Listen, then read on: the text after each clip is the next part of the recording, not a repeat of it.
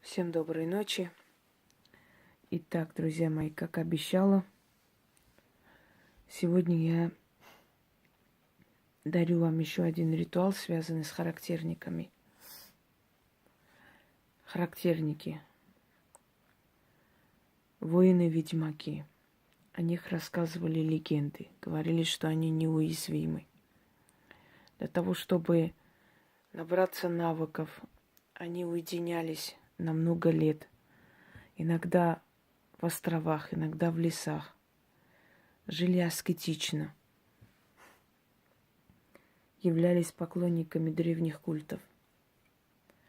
Для того, чтобы вы имели представление о них, для начала я хочу попросить вас открыть мой ролик, называется «Характерники. Ведьмина изба». И посмотрели о характерниках, чтобы понять, кто они были. В любом случае, я думаю, что любой человек, который живет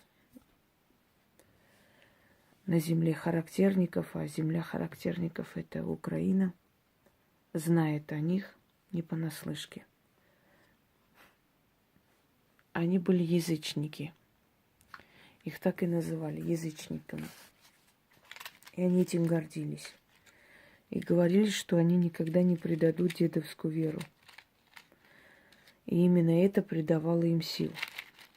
Они были под защитой древних богов. Я вам уже рассказывала о том, что один из моих наставников, Макарий, был правнуком характерников. И род его матери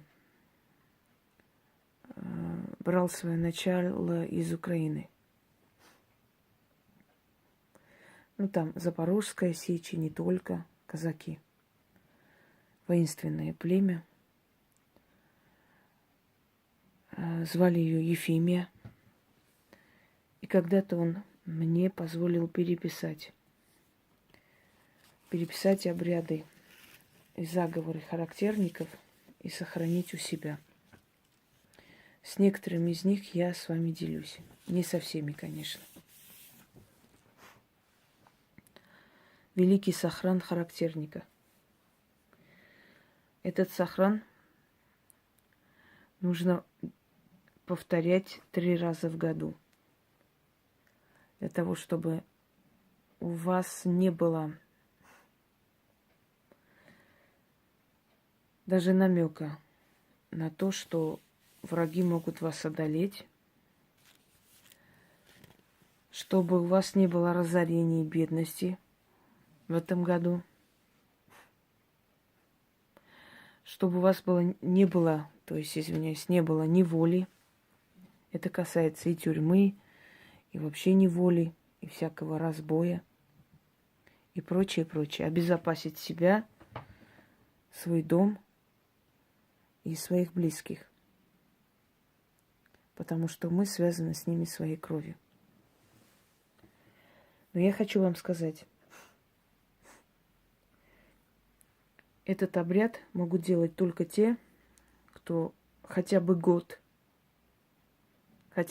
пользуется моими работами. Раньше даже не подходите. Любой, кто напишет, можно я тоже сделаю, я просто заношу в черный список. Хватит, я устала каждому отвечать отдельно. Научитесь слушать. Хотя бы год вы должны делать мои ритуалы, только после этого иметь право касаться великого сохрана характерников. Не раньше. Кто недавно смотрит мой канал, этот сохран даже не трогайте. Так, второй момент. По правилам Ютуба он может иногда закрыть сам добровольно комментарии под видео. Если вдруг под каким-то ритуалом или под какой-то лекцией вы не можете войти в комментарии, попробуйте сначала подтвердить, что вам уже есть 18 лет, чтобы вас пустило. Если после подтверждения не открывается, говорите мне. я зайду, опять там что-то поменяю, чтобы все открылось. Не знаю, почему они это правило ввели, но вот это их дело. После того, как вы провели этот ритуал, вам нужно взять некую емкость, чашу желательно, или хотя бы бокал, не обязательно новый, но тот, который вы там оставите. Черный хлеб можно разрезать, мед, опять же в какой-нибудь емкости, и одну монету. Отнести, значит, наполнить эту емкость пивом. Постарайтесь купить хорошее пиво. Рядом положить черный хлеб кусками, мед, вложить монету, отвернуться и уйти, говоря при этом «откупаюсь». Это откуп, который вы принесете и оставите. Что нужно для великого сохрана? Могильник. Я вам говорила тогда, что с могильником я буду давать многие работы, потому что могильник – это колдовская трава.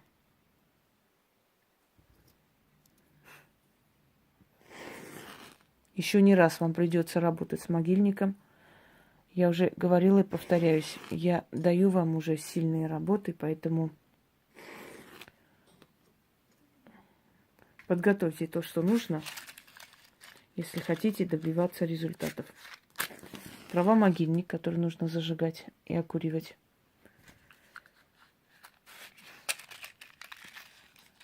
Бокал или емкость с водой. Просто с водой. Желательно воду набрать после 12. Молча набирать, без слов, без разговоров.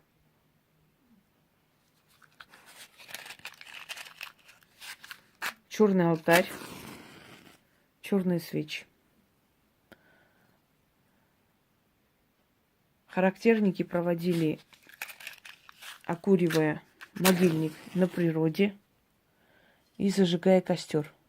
Костер мы здесь зажигать не будем, но источник огня нам нужен. Естественно, трава-могильник в том числе. Если у вас есть возможность брать воду с реки, например, было бы великолепно. Или с какого-то другого, любого источника.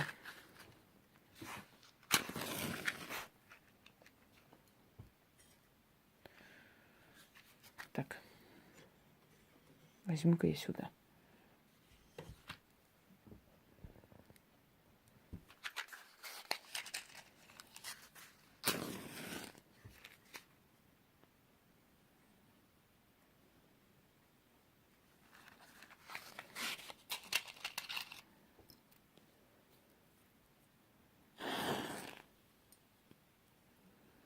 Окуриваем могильник. Достаточное количество. Желательно, чтобы все сгорело. Потом сгоревшую траву, когда спрашивают, куда девать, а выкинуть просто. Потому что она себя исчерпала. Здесь важен источник огня. То есть не обязательно, чтобы это были восковые свечи. Если у вас есть другой вариант зажигания огня, может быть, какое-то специальное приспособление для поддерживания огня, то годится. Здесь главная сила огня, воды, могильник и ваши слова. Поскольку характерники были весьма аскетичные люди, у них ничего лишнего не водилось. Поэтому их ритуалы точно так же аскетичные, строгие и очень сильные.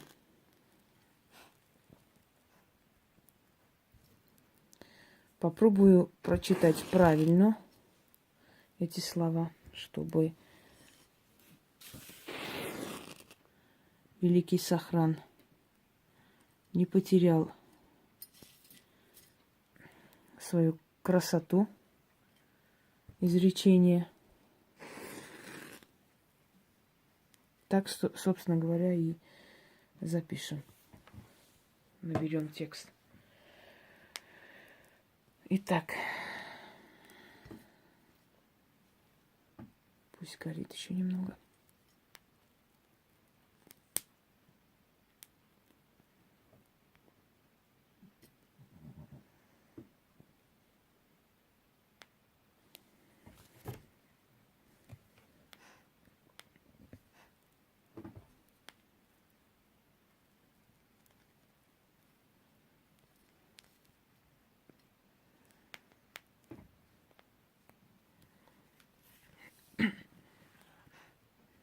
Эта трава имеет особые свойства. Ее называли еще соединяющей с миром духов. Поэтому могильник в этом ритуале обязателен. Еще раз напоминаю, люди, которые хотя бы год пользовались, не просто смотрели, а пользовались моими работами и получали результаты, только они вправе трогать этот ритуал и провести. Итак, начнем.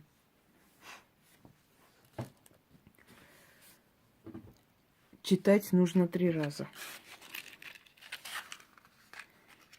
После чего берете воду и умываете лицо, естественно, перед умывальником,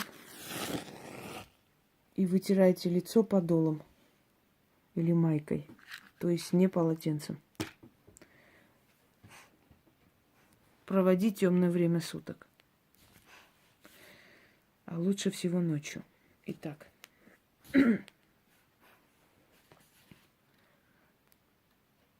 Я закликаю тьму и светло, землю и небо, в огонь и воду, души моих предков, пращуров, силы крови моей. Приди, невидимо рать, вороньим крылом мені летите, вильным да лютым, вовком бесстрашным, вогнем поганяти, громом гремите, віра дедова, тремуча, як ліс, усе той спадок гордо несу, що мені створено, аби горой стежкою заповідано батьками да дідами моїм.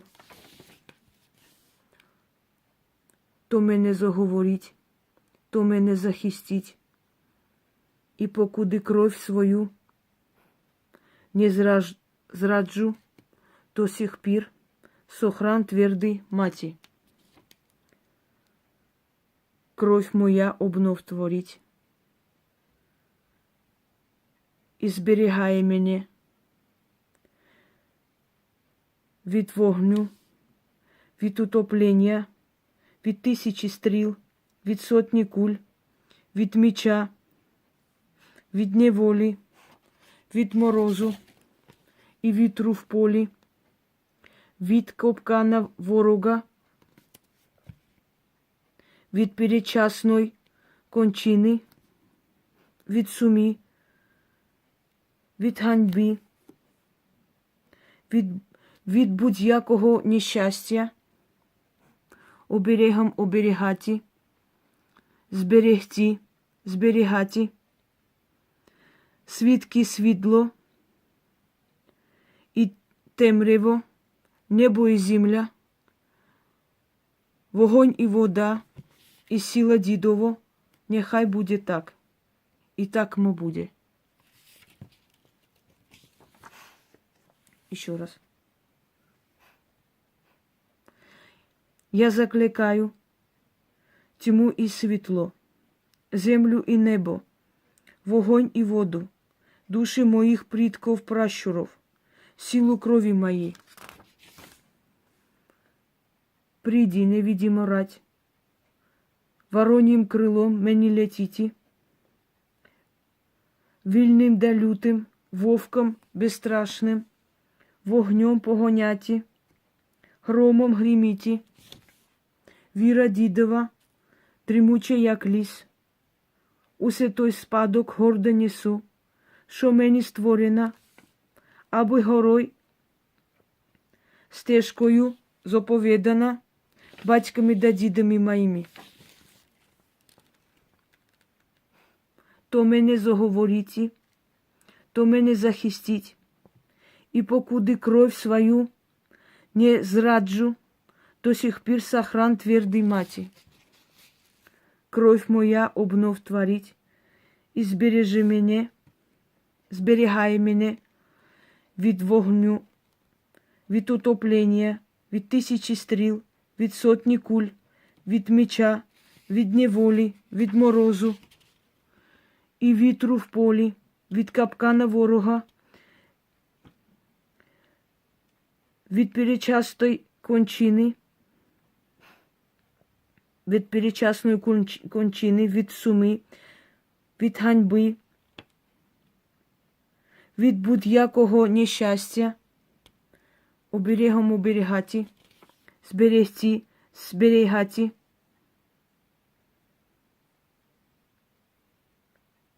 зберігає, свідки світло і темряво, небо і земля, вогонь і вода, і сила дідова, нехай буде так. И так мы буде. Я извиняюсь, это очень древний украинский, хотя я наизусть знаю этот заговор, но я для себя могу с ошибками выговорить, а здесь хочу прочитать все-таки все правильно. Еще раз. Я закликаю тьму и светло, землю и небо, вогонь и воду, души моих предков пращуров, силу крови моей. Приди невидиму рать, воронім крилом мені летіти, вільним да лютим, вовком безстрашним, вогнем поганяті, громом гриміті, віра дідова, дрімука, як ліс. Усе той спадок гордо несу, що мені створена, аби горой стежкою заповідана батьками і дідами моїм. То мене заговорить, то мене захистить, і покуди кров свою не зраджу, до сих пір сохран твердий мати. Кров моя обнов творить, і зберігає мене від вогню, від утоплення, від тисячі стріл, від сотні куль, від меча, від неволі, від морозу і вітру в полі, від капкана ворога, від передчасної кончини, від суми, від ганьби, від будь-якого нещастя, оберегом оберігати, зберегти, зберігати, свідки світло і темряво, небо і земля, вогонь і вода, і сила дідова. Нехай буде так, и так мы буде. После чего берете, относите в ванную, естественно, умываете лицо, неважно сколько раз, чтобы вся вода закончилась, то есть была истрачена. Потом подолом или майкой, или что у вас одето, протираете лицо, ничего не говоря, молча уходите. Желательно перед сном сделать, было бы хорошо. Но можно и в другое время, в темное время суток. В течение 3 дней выносите откуп, оставляйте под дерево. Говоря, откупаясь, уходите. Следует делать, лучше всего делать 3 раза в году. Ну вот разделите год на 3 части и сделайте 3 раза в году. И никакая сволочь к вам не подойдет. Ни власть, ни бандит, ни убийца, никто. И даже если что-нибудь случится, обойдется самой-самой малой кровью. А могло бы быть намного трагичнее. То есть я имею в виду, что если для вас было уготовлено что-то, уготовано, то оно обойдется как можно безболезненнее для вас, потому что эта защита, она защищает жизнь и судьбу человека. Ни для кого вы делать не имеете права. Если вашим детям нет 20 лет, то эта защита через вашу кровь идет и на ваших детей. Если есть, они сами пускай делают. Никто ни за кого не вправе ничего делать. Только ведьмы, только колдуны могут это делать. Практик может поставить такой сохран человеку. По фотографии может начитать, после завернуть фотографию в красную материю и отправить человеку. Может начитать на имя человека, на фантом. Ну, не мне объяснять, как это делается. Это очень сильный сохран. Если к вам придут люди и попросят, скажут, что у них там что-то случается, или люди, которые не уверены, или не могут это провести, или люди, которые, я уже объяснила, год даже еще не знают эти все работы, они не имеют права трогать это. Ваша энергия должна вообще привыкнуть, вы должны вообще понять, где вы, что вы, куда вы попали, что это такое из себя представляет. Только тогда сметь вообще это трогать. Пока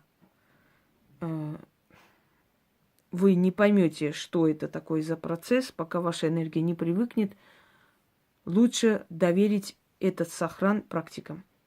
А те, которые давно знают, делают и получали результат, они могут смело взять и сделать, не боясь последствий каких-то. Просто те, которые как бы ничего не понимают, возьмут сделать. Это не опасно, им ничего плохого не будет, просто она не сработает у них, вот и все. Я стараюсь дать такие работы, которые единственное, что могут, например, сделать в отместку, это не сработать, но никак не наказать человека, никак не навредить. Всем удачи и всех благ. И что сказать? Пусть сила характерника вас бережет. У меня много еще в запасе, но я буду постепенно отдавать. Это все нужно понимать, переварить, заслужить и так далее. В отличие от вас, я за это все отвечаю головой. Всего хорошего.